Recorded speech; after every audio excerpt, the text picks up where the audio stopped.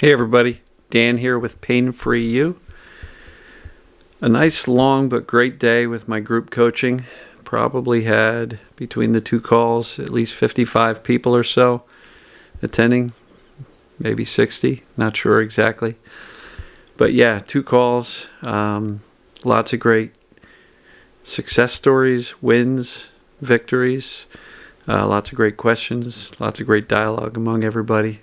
Nice supportive environment. So a little bit tired at the end of the day, but very grateful for being able to work with everybody and have a lot of fun doing it. So today's topic is going to be tools and tactics versus mindset. And I'll ask you which one wins. So let me take a couple of breaths and breathe a little bit. What's funny is I don't think you'll be able to hear it. Tractor Boy's got a dog. And every once in a while, they let him out. And he's out in the back barking.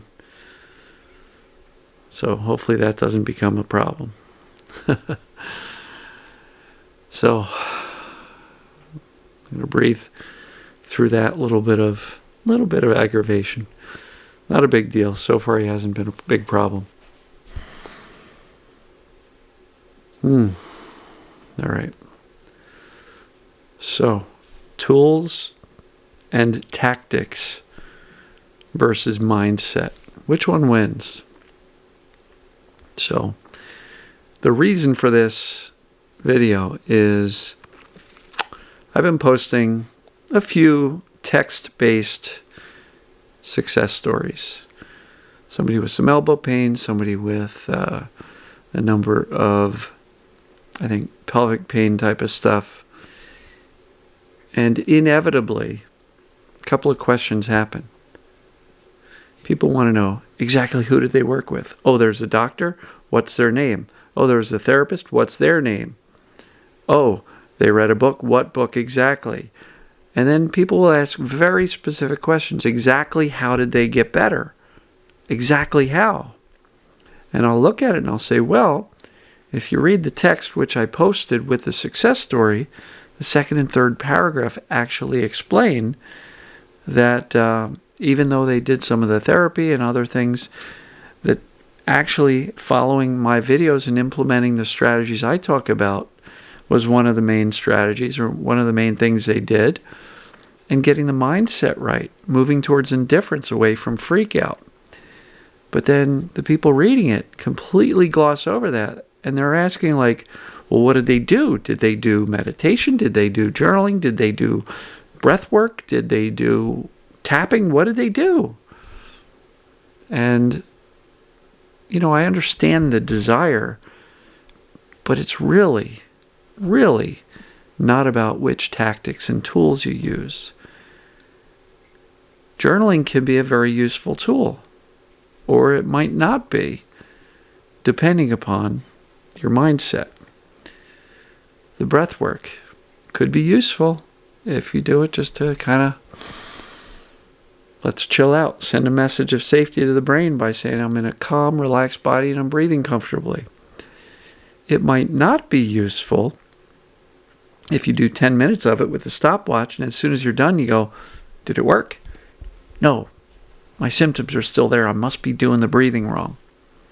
See the difference between the mindset kind of approach and tools and tactics? The tools and tactics, they might be useful, but in my approach, if you were to join my course and weekly group coaching program, you'll find that I don't give people a checklist. I don't say do this for 20 minutes, do that for 10 minutes, do this for an hour, do this. I don't talk about a lot of that stuff. What I mostly talk about is gain clarity as to what exactly this perceived danger pain, aka TMS, get real good clear information on what's going on, get very clear on the fact that that is the only thing that's going on with you, right? Because that lays the foundation. What's going on and does it apply to me? Without that, it's not going to work as well as you would like. Get that clarity first. Once you've got it, start to gain some confidence that, okay, this is a proven process. This will work for me. The rest of it is calm. Calming yourself. Feel your emotions so that you teach your brain emotions are safe. Relax your body and breathe. Don't take your thinking so seriously, because so many cases it's the wild, catastrophic, fearful thoughts that really wrap us up and keep us feeling in danger, in which case the brain will keep the symptoms going because we are in danger, and the brain's not going to settle down its vigilance and turn down the nervous system if your own fearful thoughts are perpetuating the danger signals. And so calm, not taking those thoughts seriously, reminding yourself of exactly what is going on. I've done the research. I know what TMS is. I know what perceived danger pain is. It's clear as day that is what's going on with me. Right? How do you respond to the symptoms? Especially when they start to flare up a little bit. How do you respond in that moment? If you jump right into the freak out into the swimming pool and start thrashing around, you're not going to get better that way. Nobody ever got better by freaking out. Lots of people get better by telling themselves over and over again, repetitively, you know what? There's really nothing wrong with me. And this is just an overprotective brain trying to keep me safe from these perceived dangers. So I'm going to shift my attention back to doing my normal life, doing normal things. I'm not going to give the symptoms much attention or fear, because that's what fuels them. So for those people who are always looking at success stories and say, what exactly did they do? How much did they do it per day? How long did it take them? What did their journey look like? Was it, 3 weeks from starting journaling? Like, when you're looking for that granularity of detail on exactly how somebody else healed, you're missing the point that they're a completely different person, and that the tools and tactics really matter very little. Mindset matters most. Mindset is, do you have the clarity, and are you pretty confident that that's what's going on? Or are you pretty good at remaining calm because you know deep down that you're not broken? Mindset. Indifference, if you can get there.